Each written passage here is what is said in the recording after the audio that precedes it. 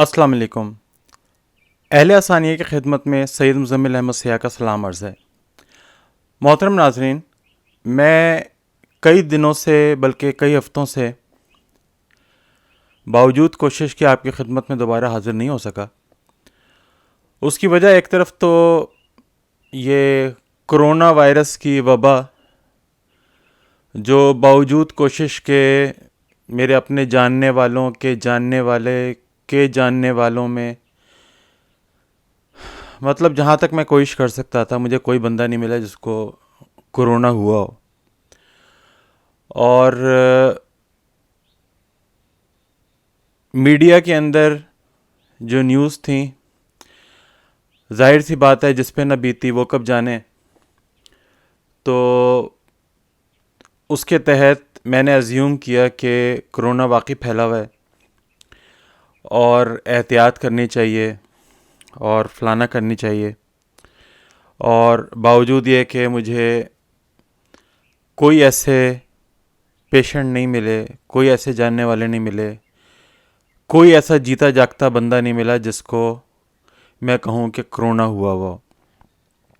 اس کے باوجود چونکہ لاک ڈاؤن ہوا ہوا ہے تو ہم گھر میں بیٹھے ہوئے ہیں، باوجود کوشش کے ہم کتنی بھی کوشش کریں میڈیا نہیں دیکھنے کی، کچھ ایسے ہیپناٹائز ہوئے ہیں کہ میڈیا دیکھ ہی لیتے ہیں۔ تو اس تنہائی میں، اس آئسولیشن کے اندر میں نے یہ سوچا کہ ایسا کیا ہے جو ہماری زندگی کے اندر کرونا سے زیادہ خطرناک ہے۔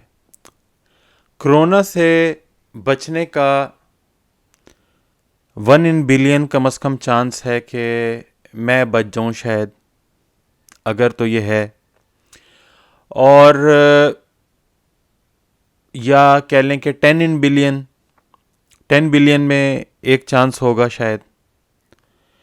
لیکن ایک چیز جس کا مجھے کم از کم بالکل آئیڈیا نہیں ہے، نہ کوئی خوف مجھے فیل ہوتا ہے، وہ یہ کہ جو چیز بہت زیادہ سرٹین ہے، جو ضرور ہو جانی ہے، وہ ہے موت، جو آ جانی ہے، جس کی میں سمجھتا ہوں کہ بینگ اے ہیومن ہم لوگوں نے کوئی ایسی تیاری نہیں کی ہوئی۔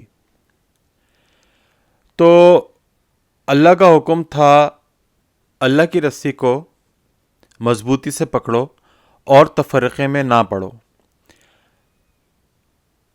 پتہ نہیں ہم نے اللہ کی رسی کو کیا سمجھ لیا، ہم نے اللہ کی رسی کو کوئی واقعی کوئی رسی والی چیز سمجھ لی، کس چیز سے تشبیہ دے دی، اور تفرقے کو کیا سمجھ لیا۔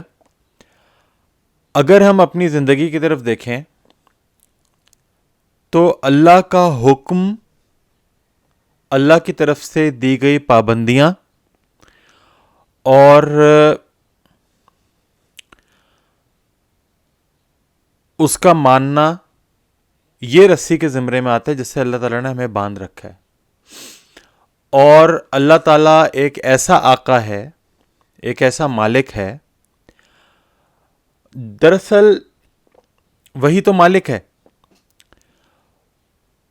اور ایک ایسا مالک جس نے کہا ہے کہ جو میں نے جس چیز سے تمہیں قید کر رکھا ہے، اپنے حکم کو میں قید رہنے کو کہا ہے تمہیں، تو تم ایسے غلام بنو جو باوجود یہ جانتا ہوئے کہ تم میری غلامی کے اندر ہو، تم الٹا اس غلامی کی زنجیروں کو، رسی کو، حکم کو مضبوطی سے پکڑے رکھو،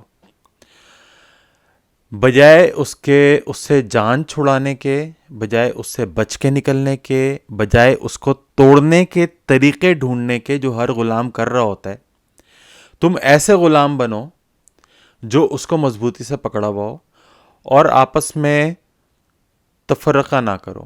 میرے صرف کہنے کا آج مطلب یہ ہے کہ آج بھی ہم آئسولیشن کے اندر بیٹھ کے اسٹل ہیبیچولی یہ سوچ رہے ہیں کہ ہم فلانا فرقے سے تعلق رکھتے ہیں، ہم فلانا سے تعلق رکھتے ہیں، ہم مسلمان ہیں تو فلانا سارے کافر ہیں، وغیرہ وغیرہ، اور تفرقے کے اندر پڑے ہوئے ہیں ہم۔ مجھے یاد پڑتا ہے کہ میں میرے خیال میں فرسٹ ایئر میں تھا انٹر کے، یا پھر میں میرے خیال میں سیکنڈ ایئر میں تھا، مجھے یاد نہیں کہ اسلامیات کے پیپر کس ایئر کے اندر آتا تھا.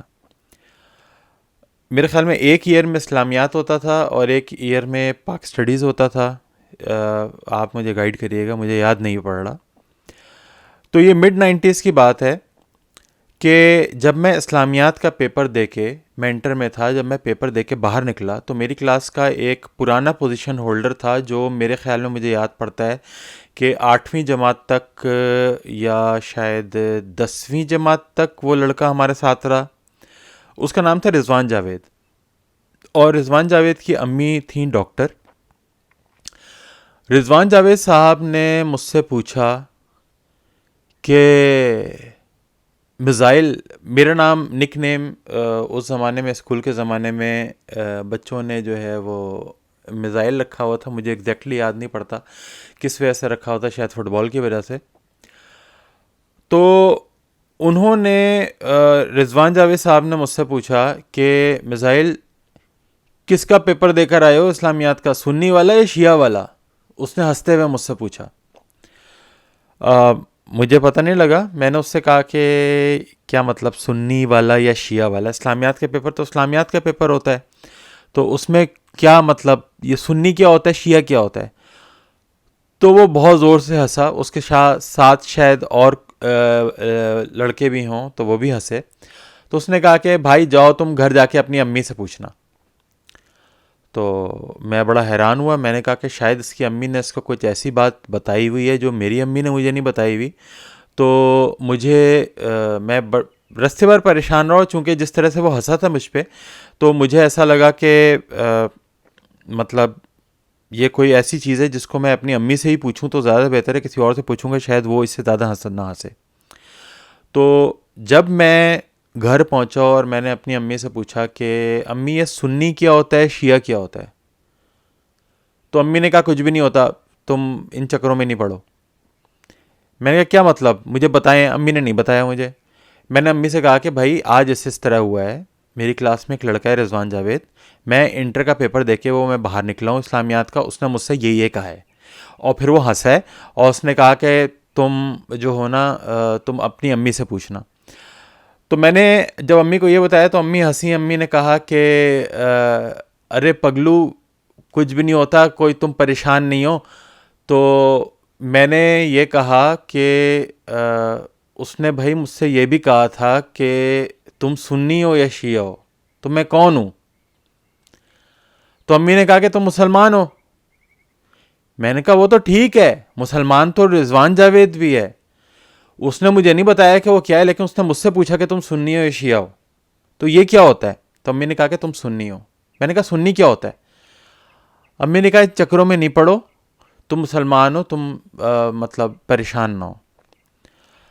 تو اس کے ذکر کرنے کا آج میرا مقصد یہ تھا کہ آپ نے اپنے ارد گرد دیکھا ہوگا، غور کیا ہوگا کہ جب بات آتی ہے کہ تم کس کے ماننے والے ہو، تو کوئی آپ کو کہتا ہے کہ ہم فلانا بابے کے ماننے والے ہیں، کوئی کہتا ہے فلانا بابے کے ماننے والے ہیں، کوئی نعوذ باللہ کسی صحابہ کو گالی دے رہا ہوتا ہے اور کوئی دوسرے صحابہ کو ڈیفینڈ کر رہا ہوتا ہے. اور ہم میں سے ہر کوئی حضور پاک صلی اللہ علیہ وسلم کے آنے کے، حضور پاک صلی اللہ علیہ وسلم کے بعد ان کے صحابہ لے لیں، تابعین لے لیں، تبع تابعین لے لیں، یا اپنے کوئی بابے لے لیں یا ٹیچر لے لیں یا ایکس وائی زی کوئی بھی نام رکھ لیں، ہر اس کو ڈیفینڈ کرتا رہتا ہے. کوئی نہیں نکلتا یہ پوچھنے کے لیے کہ بھائی اگر تم سے پوچھا جائے تمہارا امام کون ہے، تو تمہارے منہ پہ یہ نہیں آتا کہ میرا امام حضرت محمد صلی اللہ علیہ وسلم رسول اللہ ہے. آپ کے منہ پہ آتا ہے کہ آپ فلانا صحابی کے ماننے والے ہیں، آپ کے منہ پہ آتا ہے آپ سنی ہیں شیعہ ہیں، آپ کے منہ پہ آتا ہے فلانا فلانا. تو بھائی آپ مسلمان ہو تو جو اسلام کو لا کے جس نے شریعت موسیٰ کو ایکسٹینڈ کیا، آپ تک پہنچایا، اور اللہ تعالیٰ کا حکم آپ تک پہنچایا، آخر نبی حضرت محمد صلی اللہ علیہ وسلم، آپ ان کو ایز اے گائیڈ نہیں لیتے، ان کے علاوہ ہر ایک کو لے لیتے ہیں، اور آپ یہ پوچھتے ہیں کہ آپ سنی ہیں یا شیعہ ہیں، تو ان کے لیے مجھے اپنی امی کا وہ جواب یاد آ رہا ہے کہ تم مسلمان ہو. تو اپنے چیزوں کو ریکنسیڈر کریں، کیا کر رہے ہیں آپ. اور اس آئسولیشن کے اندر آپ سے میری التجا ہے، اور ہدایت آپ کو اللہ نے دینی ہے، میں نے نہیں دینی. اللہ تعالیٰ مجھے پہلے ہدایت دے. اور اس دعا کے ساتھ آپ سے اجازت چاہوں گا کہ اللہ تعالیٰ ہمیں ہماری زندگیوں میں اللہ کا ڈر عطا فرما دے اور ہمیں ڈسپلن کرے. آمین. السلام علیکم.